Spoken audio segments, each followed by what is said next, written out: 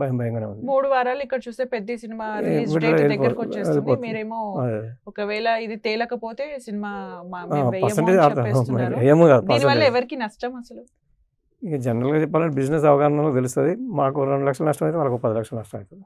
నిర్మాతకి ఎక్కువ నష్టం ఉంటుంది విడుదల డేట్ కనుక తప్పనిసరి వేస్తే.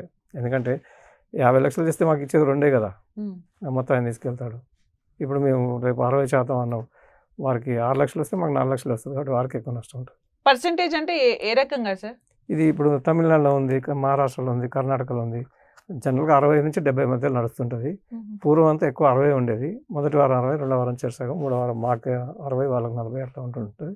చూసి మేము వయామీడియా కూర్చొని ఏదైనా కావాలంటే కొంత వాళ్ళు ఎక్కువ అడిగినా కూడా ఇస్తే మేము సిద్ధంగానే ఉన్నాం. అంటే ఇప్పటికీ వేరే స్టేట్స్ లో పర్సెంటేజ్ నడుస్తుంది, మొత్తం భారతదేశం మొత్తం పర్సెంటేజ్ ఎక్సెప్ట్ తెలుగు రాష్ట్రాలు 2 తప్ప దీని గురించి ఫైట్ నడుస్తుంది. ఇంకోటి ఇదే నిర్మాత ఇక్కడ తెలుగులో సినిమా తీస్తాడు, ఇతనే బెంగళూరులో వేసినా ఇతనే బాంబేలో వేసి పర్సెంటేజ్కి ఇస్తాడు. మనం ఓన్ టౌన్లో ఇవ్వడు. మళ్ళీ మా పక్కన మల్టీప్లెక్స్ ఇస్తాడు, మాకు ఇవ్వడు. ఉదాహరణ మల్టీప్లెక్స్లో 1,00,00,000 కోటి రూపాయలు చేస్తే మా దగ్గర 1,15,00,000 వేస్తే ఒక వారానికి, అక్కడేమో 45,000 4,5 లక్షల దాకా 45 లక్షల దాకా షేర్ ఇస్తాడు. మాకు ఒక 6-7 ఇచ్చేసి మొత్తం తీసుకెళ్తాడు.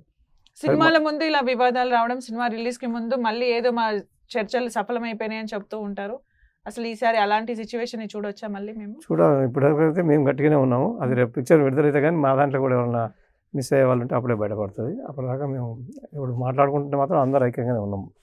అంటే మీరు ఇప్పుడు డెడ్ లైన్ ఒకటి ఇచ్చారు కదా, ఇప్పుడు పెద్దకి ముందే అని చెప్పి ఒక డెడ్ లైన్ అయితే ఇవ్వడం జరిగింది. పెద్దకి ముందు కనుక మాకు ఒక పద్ధతి, ఇక పెద్ద తర్వాత వచ్చే సినిమాలంతా ఈ పద్ధతికి ఆడతామని సైన్ చేసి ఇస్తే పెద్దని కొద్ద మనం ఎంకబుల్గా చేసుకొని చేద్దాం. మరి మేము అడిగినంత కాకుండా మీరు ఏదైనా కోరితే దానికి ఇంకా బెటర్గా చేద్దాం. ఇలాంటి డెడ్ లైన్ పెట్టినాక మీ దగ్గర చర్చల కోసం సంప్రదించడం కానీ ఏమైనా నెగోషియేషన్ చేయడం కానీ ఏమైనా జరిగింది? కమిటీలో ఏం జరిగిందంటే ఇది డెడ్ లైన్ మరి అనుకొని వాళ్ళు ఇద్దరం ఎంత బయట తగ్గకపోతే నెక్స్ట్ డే చెప్తామని మా ప్రెసిడెంట్ గారు చెప్పి లేచి వచ్చింది. తెలంగాణ ఫిల్మ్ ఛాంబర్ ప్రెసిడెంట్ మా అందరికీ ఆల్ సెక్షన్స్ కలిపి రేపు చెప్తామని వచ్చి అతను సడన్గా రిజైన్ చేసేసి అది పెండింగ్ ఉంది.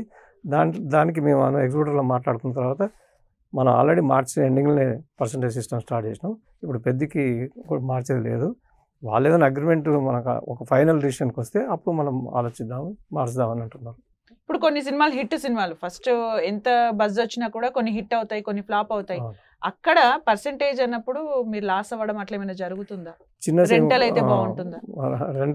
రెంటల్ బాగుంటుంది, రెంటల్ ఇస్తలేరు, రెంటల్ పర్సెంటేజ్ రాసుకుంటున్నారు. సపోజ్ మనకు ఒక సినిమా విడుదల అయితే మార్నింగ్ మ్యాట్ని 1,100, 1,500 అట్లా వచ్చి ఒక రోజుకి 6,000, 5,000కి ఆగిపోతుంది. అంటే అది వారం మొత్తం కలిపితే కూడా 50,000 కాదు, 50,000 వచ్చినప్పుడు చర్యలు. అదే 50 లక్షలు చేసినప్పుడు మాకు 2 లక్షలు ఇచ్చి 45 లక్షలు, 50 లక్షలు తీసుకుపోతుంటారు.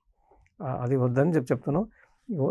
ప్రపంచవ్యాప్తంగా భారతదేశం మొత్తం ఉన్న విధానం పర్సంటేజ్, ఆ పద్ధతే చేయండి. మాకు కొత్తగా మా పక్కన మల్టీప్లెక్స్ చేస్తున్నారు కదా, ఆ విధానం మాకు చేయమంటున్నాం.